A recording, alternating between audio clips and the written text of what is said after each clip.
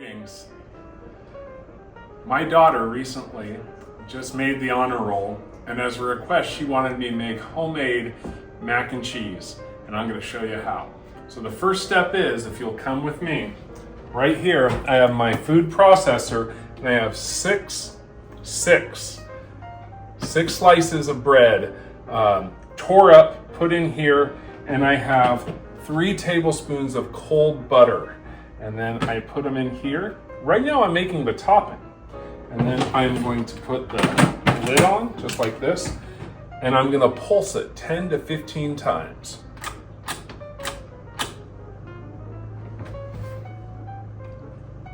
Stupid GFCI.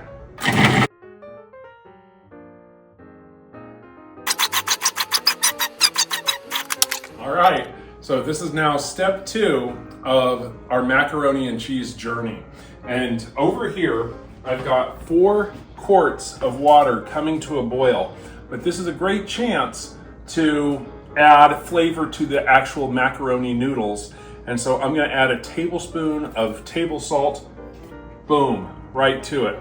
The other thing I'm gonna do is I'm gonna turn the oven on to broil. It's like an inverted grill. And I'm gonna start it. And then over here, I have all the ingredients laid out. I got the milk, I've got some flour, some mustard, some cayenne, 5 tablespoons of butter. I've got some cheese, and of course my crumbs that you saw me make. But I wanna talk about cheese for a second. If you wanted to, you could go to the store and you could buy a bag of cheese, and that would work. But the problem is manufacturers of that cheese put potato starch around it so that it doesn't clump together, and it can have a gooey taste. And so what I've done is I've bought 2 blocks, 1 block of sharp cheddar cheese and 1 block of Monterey Jack cheese, which, as you can see, I've already shredded it up a little bit. And so I'm going to show you as I shred this one, the half of the cheddar cheese, and it'll just go by pretty quick, actually. You just gotta be really careful not to get your knuckles, okay? And that's about it.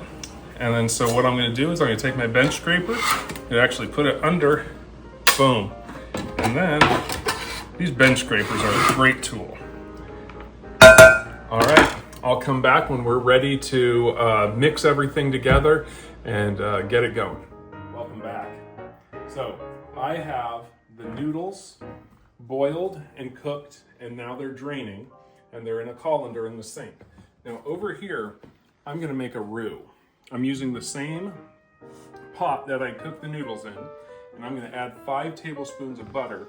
I have it at medium-high heat, and so I am going to drop this in. You can already hear it sizzling, just like that. I don't wanna burn it because butter has a very low smoke point. So I'm gonna get it in there like that, or I'm gonna actually get a whisk. I'm gonna be making a roux. So as this gets melted, not melting as fast as I thought it would, but as this is melting here, what I'm going to be adding is this. It's a combination of mustard powder, cayenne pepper, salt, and 6 tablespoons of flour. And the flour is important because as this cooks, I think it's going to take me about 5 minutes to cook this. I'm going to get it nice and dark, and the darker it is, the better the flavor. And so that is going to be my goal. I'm not going to put you guys through the whole thing, but I'm going to start sprinkling this in, just like that. And then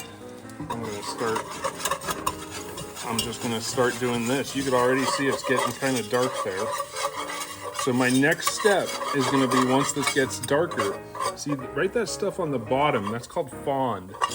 And once this gets nice and dark, I'm gonna start adding in the milk. And I'm gonna want this to cook down to a consistency of like heavy cream. And so right now I'm just doing this, getting it done, trying to scrape up the bits on the bottom. I don't want it to burn. You can smell it. You're getting the raw flour taste cooked out. And then I'm going to slowly add the milk. So when I join you again on the next step of this, I'm gonna have the milk, I'm gonna have the roux cooking together, and then I'm gonna be adding the cheese. And I'll show you it all coming together. So on the last step, I have added the milk with the roux, and I got it all mixed together. I brought it up to a boil, I dropped the heat to medium, and I've cooked it at a simmer for about 5 minutes now. Now what I'm gonna do is I'm gonna take it off the heat, and then I'm just going to add the cheese little bit by little bit here. Okay, now the reason I take this off the heat is because I don't want it to scorch. And so I will just add the cheese. It'll melt in very nicely. Give it a nice melty flavor with the Jack and some strong flavor with the cheddar. We're making a nice cheese sauce. I'll just add the rest of it right here, like so. Oh, about dropped it. Get it good and going. If you see that cheese sauce, and it's got a nutty smell to it because that's the flour that I was able to cook down. I'm gonna move this thing to about medium low, and I'm gonna get this thing all incorporated in like this. Get the cheese all good and melted. Look at that. Look at how nice and thick, creamy that looks. Okay, so now the next thing I'm going to do is I'm going to start adding the noodles. I'm going to add the noodles in. Oop, and they're just going to, oh, that's hot. They're going to come out in a nice block.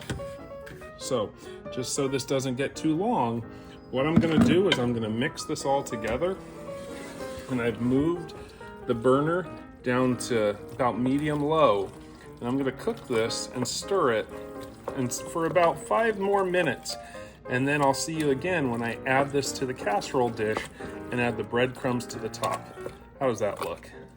So the noodles, the cheese sauce, and everything have been cooking for about 5 minutes, just getting warm through. I have it on low, and so I'm going to turn it off, and I'm going to come over here to this casserole dish.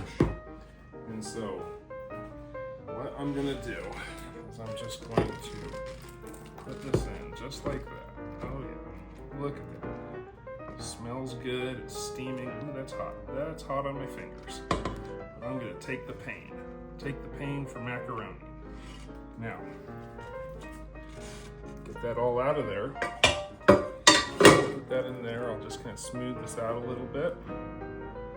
And then here is coming back to our first step. Remember those breadcrumbs? I'm just going to sprinkle them over the macaroni. And I've got the oven. It's been broiling. It's been heating up. I'm going to set this on the bottom middle rack, and I'm going to cook it there for about 3 to 5 minutes, just until these crumbs get golden brown and delicious. And my next video, you'll see me taking it out. We're getting close to the hardest part of this entire dish. I gotta take it out of the oven and then wait for it to cool down a little bit so it sets up. So I'm gonna turn off the broiler, I'm gonna open it up. Whoa! Hot. Look at that, look at that. Ta-da! All right, as you guys can see, I have spooned up the mac and cheese into my bowl. Now I'm gonna say this is some gourmet mac and cheese. This is some good stuff. Put a lot of work into it, and it is definitely better than the box. Now, before I knock the box, I do like box mac and cheese as well, but this is some pretty good stuff.